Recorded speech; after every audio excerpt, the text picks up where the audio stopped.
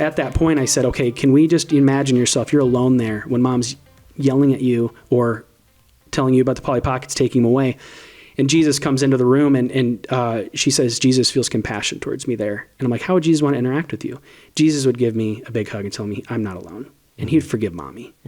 And she's just crying. And then she has a good imagination. So she's working through this, but then she comes out and she's just like, I feel better. She gave me a big hug and she said, Dad, thank you. I'm glad you're here. I'm so glad you're here.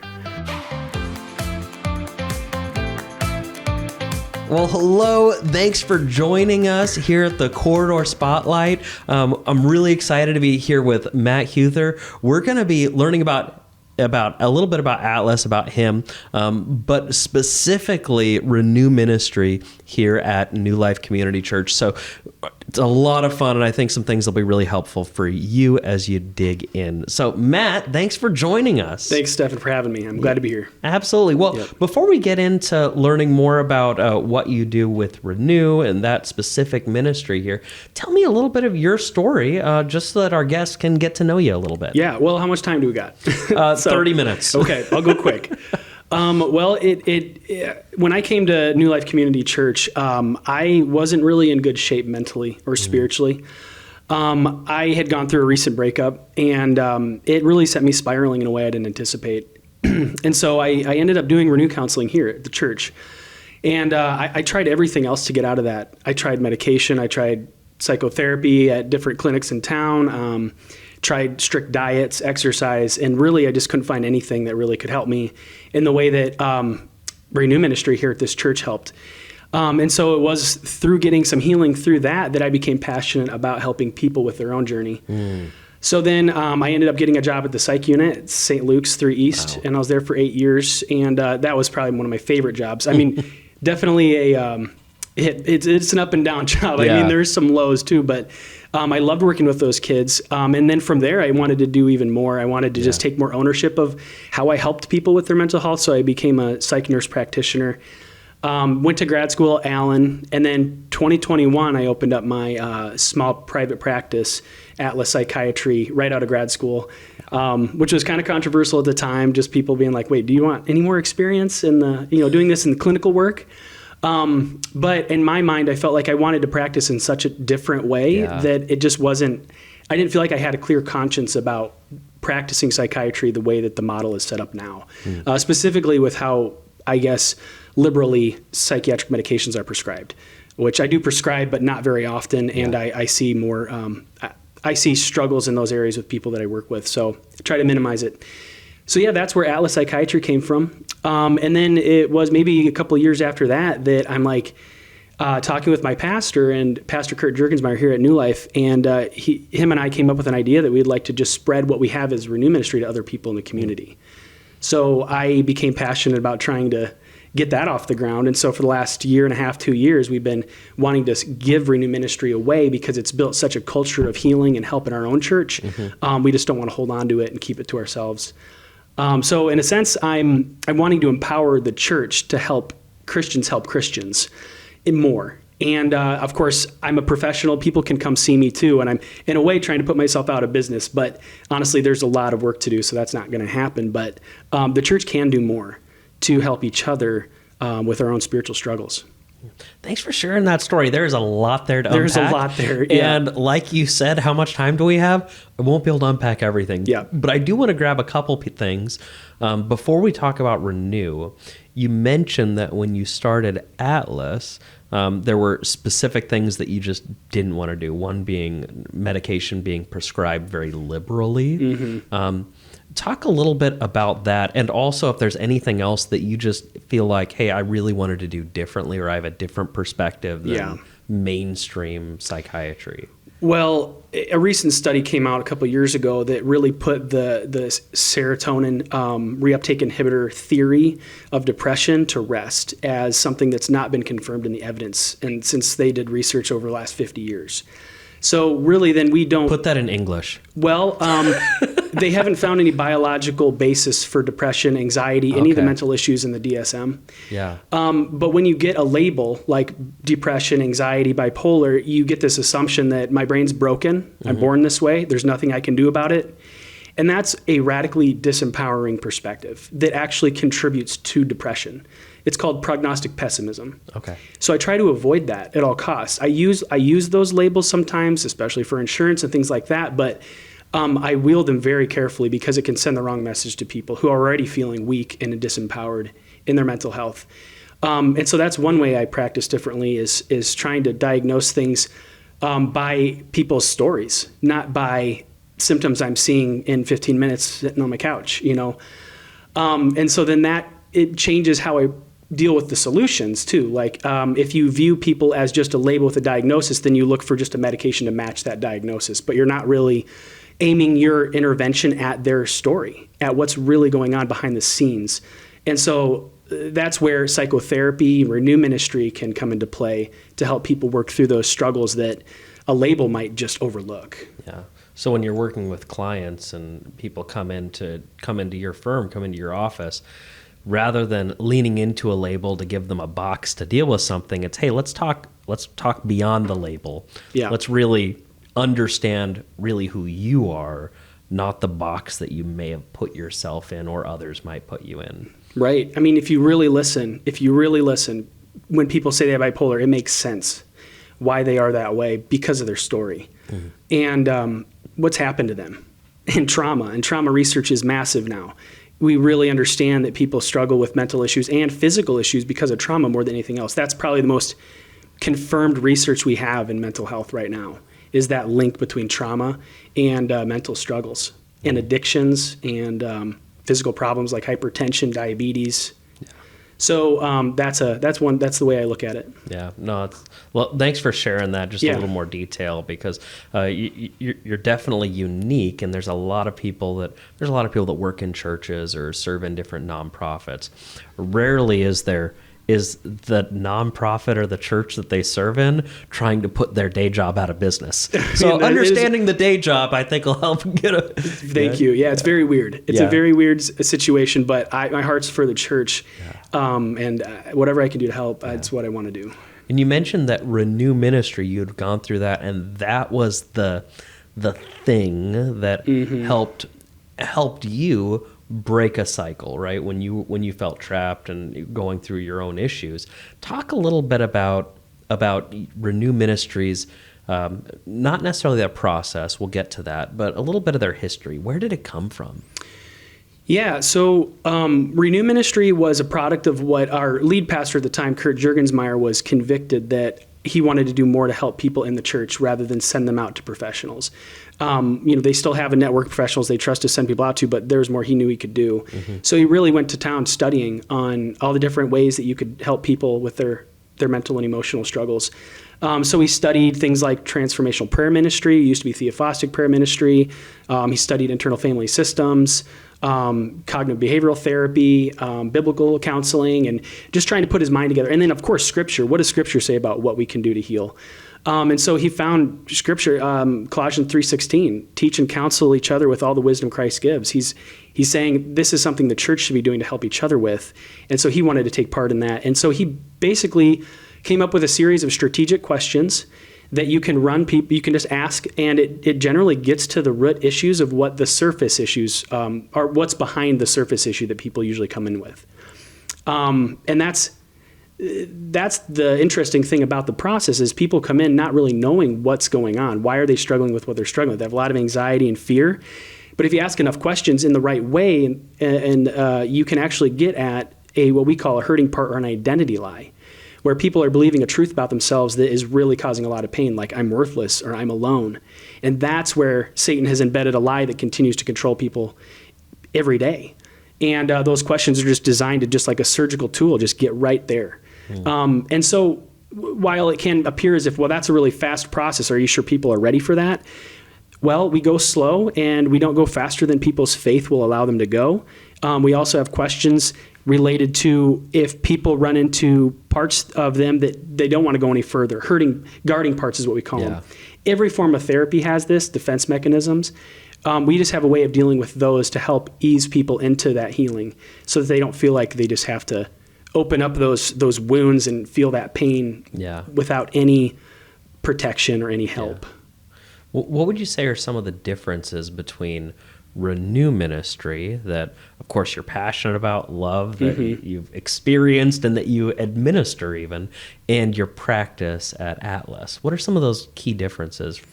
How do I practice counseling differently than I'd practice it here at the church? Yeah, do you view them different? Are there kind of pieces that are by nature just very disconnected? Just like, well, I do internal family systems more strictly at Atlas Psychiatry, and that's kind of, if you can research it online, if you just Google internal family systems, they have good videos that kind of give you a synopsis, but it's really, you're dealing with parts of people. Like, I have an anxious part, or I have an angry part. For example, someone might go to the fridge and open it up and they eat something they shouldn't, and then they're really mad that they ate that thing that they shouldn't. And so we got this part of them that's mad at themselves. You got this part of them that really wants to work through their emotions by eating and cover those things up. And so we're trying to work with those parts and understand, why are those behaviors there? Each of those parts has a reason. It's trying to help somehow. And each of those parts has a fear about what would happen if it didn't do those jobs. And then if you ask enough questions about those fears, it really gets to usually memories where people have experienced a lot of pain that's feeding these behaviors. So internal family systems is a little more rigorous of an approach. Renew is more of a user-friendly approach that we have catered to being able to train people in. So it's not overly complex. It's just simple questions that anybody can learn to do. And where do you draw the line? So if the goal of Renew is to train up church leaders and people to be able to administer this, right, kind of a train-the-trainer approach to where you can really help people take this into their church, where do you draw the line between or how do you help people know where the line is on what they can handle versus, all right, they need to see a professional? Yeah, well, we have a Renew Helper guideline. Okay. Everybody goes through this training, and they know, okay, these are where the lines are, and get professional help if you run into these things. Suicidality, self-harm, being a danger to yourself or others. Those are things that you just want to help. Get me involved, send them to me. We do a lot of back and forth at Atlas to Renew Ministry. But then there's other counselors in town too that we trust, that we send people to if we need to. Okay. But they know those boundaries, so they don't get over their so head. that in your development of them, you're helping them know this is where the line is. Yeah. This is where, all right, this is beyond your pay grade. And we tell our trainees, you are not counselors, you're not trained therapists. So if you do run into these things, you need to get help. Yeah. They're not pastors either. Yeah. So if we run into pastoral issues, and it's like, that's when I need to know about those situations. They know to tell me or tell any of the other leaders, and we can get them help through a pastor as well. Because I don't want to overburden them. I want this to be a pleasant experience for people, not something they feel strained and struggling with. Yeah, I know from my experience as a pastor in the past, there were multiple scenarios that came up where I felt this expectation to counsel someone through it, but I knew I was in no way qualified based on the situation. I was not the person who could actually help. I can teach them the Bible all day long, right? I feel confident in the word, but not in some specific scenarios that would come up. So having a tool to where either I could walk through some questions and make it user-friendly enough that someone as dumb as me could figure it out, or to point them where they need to go. I could just see that being incredibly helpful. The tool gives people confidence that, I can help this person who's struggling, who I normally would have just been very scared and intimidated. I know I have a tool here I can help. I was talking with someone in Costa Rica. We trained a team down there at their church, and he said, I just struggled.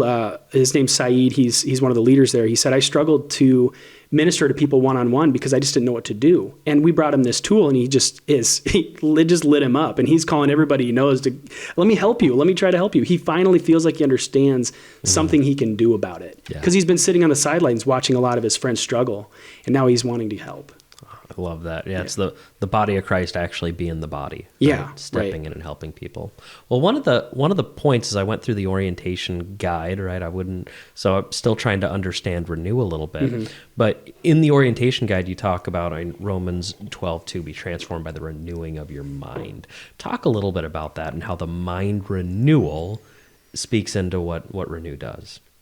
Yeah, I would say there's two kinds of victory you can have over emotional struggles. One is kind of you bring Bible verses to mind throughout the day. You're just it's almost like whack-a-mole. People have varying degrees of success at this. And I do this all the time. I think all Christians should be doing this, right?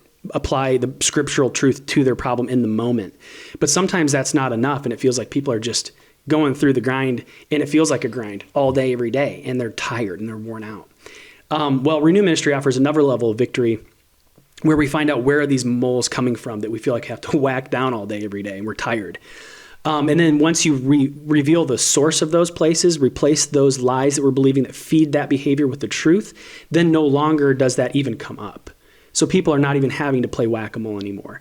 Of course, we're never perfect. We're always going to have to apply truth throughout the day to our struggles, but it can become radically easier for most Christians. I don't know if they realize that if they actually go to the root source of why those things are happening. So that's Romans 12:2. Be transformed by the renewing of your mind. Go down to the source. And that's what David is saying. Lord, search my heart, see if there's a hurtful and anxious way in me. Lead me in the everlasting way. He's wanting to find that hurting place to reveal and heal.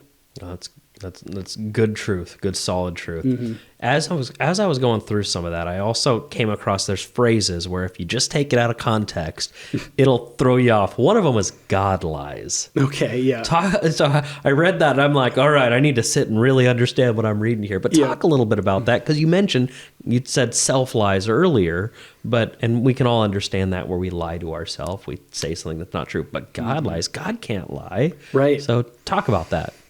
Well, it's the lie about God that people are believing. So when we do Renew Ministry with people, we use their understanding of Jesus as a way to bring truth to the hurting parts.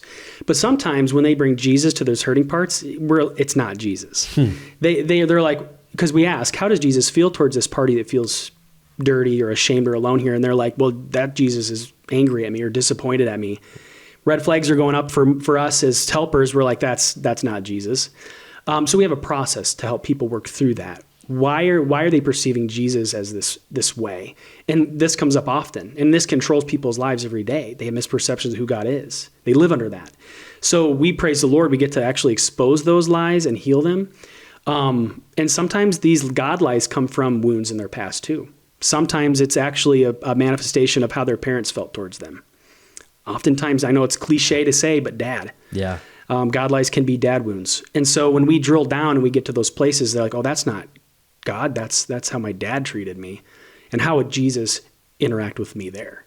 And how would Jesus interact with my dad? And there can be healing there. So then they have a right perception of who God is, and that can bring freedom.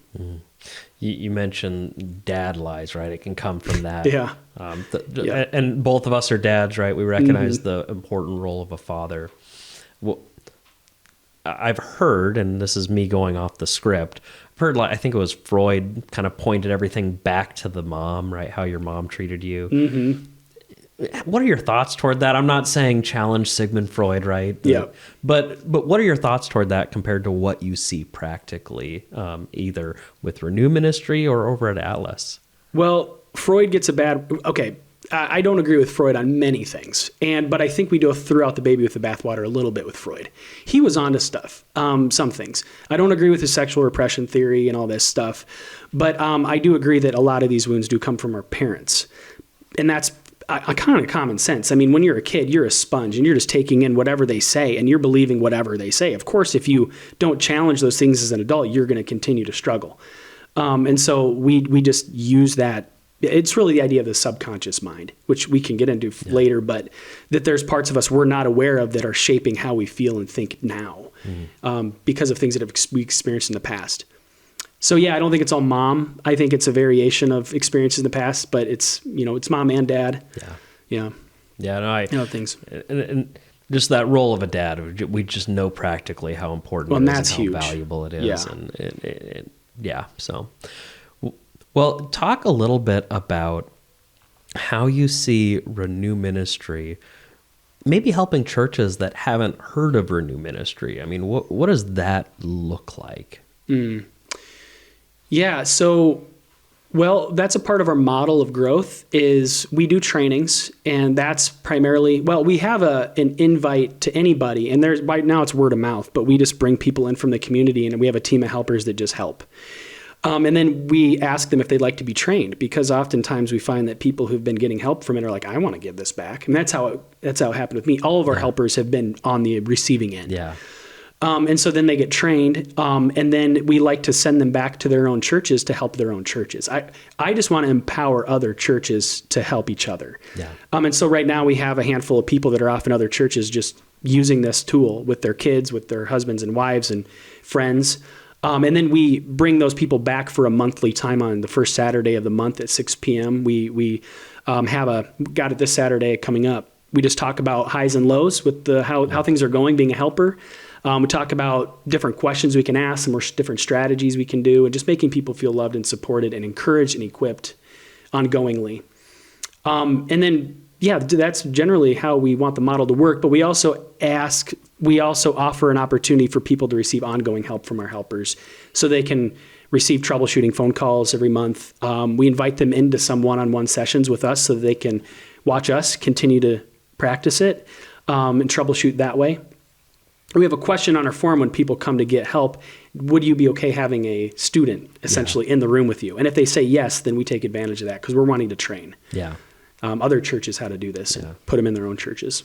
How is this different from, because there's a big push just for biblical counseling in general, right? And you mentioned that earlier as one of the frameworks that was used when Renew came to be. How is this different or similar than biblical counseling just in general?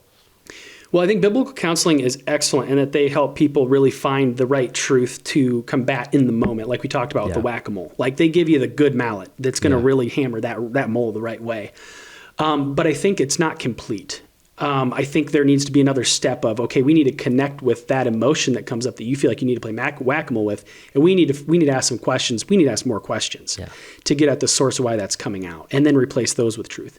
So I think biblical counseling has a harder time also with the concept of the subconscious mind.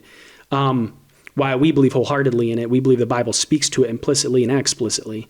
And so we take advantage of that we believe we are being influenced by things we're not completely aware of at the moment. But I think biblical counseling leans less on that paradigm. Okay. And so they just want to, okay, what's coming up right now that you are aware of and bring truth to that. We need to do both. But I think Renew Ministry just brings it to another level. Gotcha. But we do encourage people in a biblical counseling kind of way, like after a Renew session, okay, this truth you received that helped you, remember that this week when this happens again. And so we're doing both all the time. Yeah. So it's kind of like a biblical counseling 2.0. Might be a way to view it, right? Yeah. So if someone's been through or their church has a biblical counseling model, this isn't, hey, get rid of that. This is, hey, let's bring it another level deeper to where that ministry can really take off. Yeah, I think people that already do biblical counseling are really set up well to implement this also in their ministry. Yeah, they're doing that right. That's good. Well, share, do you have, and I know that there's details you can't share, right? Doctor-patient confidentiality kind of things, but would there be a story, I mean, you've got your own personal one, but maybe a story of a recent win or success that just kind of speaks to how powerful Renew Ministry can be for others? Yeah, actually, I was really taken aback. Last night, I had a session with my daughter, 9 years old. So I asked my wife if it's okay to share this. I wanted to add a disclaimer here. We all struggle as parents. I'm not putting my wife under the bus because as I'll share this story, I'm sure all parents listening will be like, yeah, I do that too. And I've messed up. I'm sure my kids are going to need Renew Ministry in the future because we all carry stuff. But my daughter was in the kitchen, and my wife came into the kitchen and was correcting my daughter on something. And as Jenna was correcting my daughter, her face just fell, and she started tearing up. And my wife is still talking to her about what she should have been doing and better and different. But I could just tell something triggered her, and she was no longer herself. I could see it in her face. And so my wife got done explaining the situation and how to handle it better with her sibling who she was in an argument with.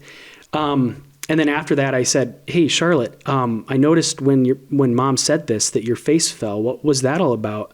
How did that make you feel? And she's like, well, it made me feel scared. It made me feel scared. I'm like, have you ever felt that way before? She's like, yeah, when Mom took my Polly Pockets away. This was 4 years ago. She's 9. This was 4 years ago. Wow. Mom took away her Polly Pockets. And Jen at the time was upset, and Charlotte was receiving this and feeling scared and alone, and like she wanted to hug Mom but couldn't. And I wasn't there, and she's like, you weren't there to help. and she felt alone. And so that we got to that place where she was feeling alone, and I could see it in her eyes as she was talking about it. So at that point I said, okay, can we just imagine yourself, you're alone there when mom's yelling at you or telling you about the Polly Pockets, taking them away. And Jesus comes into the room and she says, Jesus feels compassion towards me there. And I'm like, how would Jesus want to interact with you? Jesus would give me a big hug and tell me I'm not alone. And he'd forgive mommy. And she's just crying. And then she has a good imagination. So she's working through this, but then she comes out and she's just like, I feel better. She gave me a big hug and she said, Dad, thank you. I'm glad you're here. I'm so glad you're here. And so that was a big highlight of my week for sure. But that puts wind in my sails. Yeah. And I try to tell my kids, and I pray this all the time, like, Lord, just if there's stuff in their heart, bring it out. Yeah. Because I have this tool, I can help. Yeah. So bring it out. And it does. They come to me with these issues, and I'm really happy to be able to be a resource to help them. Do you find it hard to be a resource to your kids and your wife compared to either at the church or in your therapy office? And talk about that challenge a little bit. Well, I actually like it better working with my wife and my kids. I mean, my wife and I, we do counseling.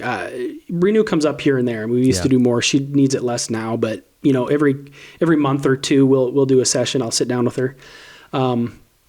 I just know how she processes so well now that it's very efficient and effective every time. Like we all kind of know, I know her guarding parts. I know how to ask her questions. I know the ways she likes the questions to be asked, and we just have a good relationship that way. So it's generally easier for me to do a ministry with my wife and specifically Charlotte. I have 3 other kids that are younger than Charlotte, so they're not quite at that place where they're doing it yet. But and they stuff their emotions a little more. Yeah. So I'm praying that they get that they learn to identify those emotions and bring them to me. Yeah. Well, kudos on your wife for letting you do that. Yeah, I know, right? Yeah, she's very that shows a lot of character for her and a lot of trust she has in you. Yeah, so, way to go. Oh, that's good. Well, as we kind of wrap up, are there any challenges that you run into in getting Renew Ministry to more people or more churches? What are some of the challenges you run up against? Getting it to more people, more churches. I think one of them is people have parts in them that don't want help. And that's normal. Everybody has those because we don't want to go after the pain. We are built to not chase after pain. And so that's probably the hardest part. I think there's an epidemic of what we call coping Christianity in our country. I mean, we spend billions and billions of dollars, almost more than any other industry, on ways to cope: entertainment, cell phones, video games, whatever. So Americans are really skillful at ignoring their heart. And so that's kind of hard. It's like trying to convince people their need. Like, you may feel fine. You may feel like you're getting by in the day, but are you experiencing zeal? Are you experiencing happiness? Are you experiencing consistent peace? There's a standard there that God would like us to attain and try to attain to, but you can really you got to peel back that calloused heart that can get crusty when you indulge in all these entertainment things and coping. So I think it's helping people recognize their need for help. Is probably the biggest challenge in my mind. Yeah. I think of Jesus' words when he says, I've come that you may have life and have it abundantly. And it's like we do everything we can to not get life abundantly. Yeah, exactly. Right? It's there for the taking, but it does require pain. Yeah. But God gave us the Holy Spirit that's motivated to love him, and that is a lot of power. And that's what brings people there to go after the pain. They love God. Oh, good. Well, if someone wanted to learn more about Atlas or Renew Ministry, what directions would you send them? Yeah, I think going to the www.newlifecr.com would be good. There's a link for Renew Ministry there. You can sign up for Renew Ministry there. You can sign up for trainings there. There's resources, books. I have the books over there, but we have resources and books for people to review there. And then if they want to come see me at Atlas Psychiatry, they can go to www.atlaspsychiatrycr.com and book a session with me, or they can call me. I think my number's on the website at New Life as well as Atlas too. They could find me or email me. Awesome. And do you guys have much of a waiting list for New Life right now? For Renew Ministry, do you have much of a waiting list for Renew Ministry right now? I'd say right now we're riding pretty well. I Good. feel like we have room to take on more. We're not overwhelmed, Good. but we're also not sitting twiddling our thumbs. So I think Atlas Psychiatry might be a little more, that I would probably have a waiting list for, but For Renew Ministry. for Renew be able Ministry, to we get got in. openings.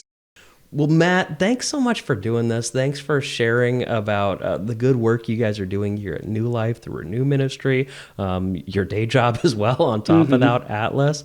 And if you're out there and you're struggling in any way, there's resources. So absolutely go to newlifecr.com, Yep. right? newlifecr.com or atlaspsychotherapy.com. Either way, psychotherapy, psychiatry. Atlas Psychiatry. Atlas Psychiatry. I do psychotherapy. Yeah, there we go. So go to those resources. Matt, thanks for so much. Thank you you so much for joining us. This has been a Appreciate it. great time. Thank you for having me. Thanks.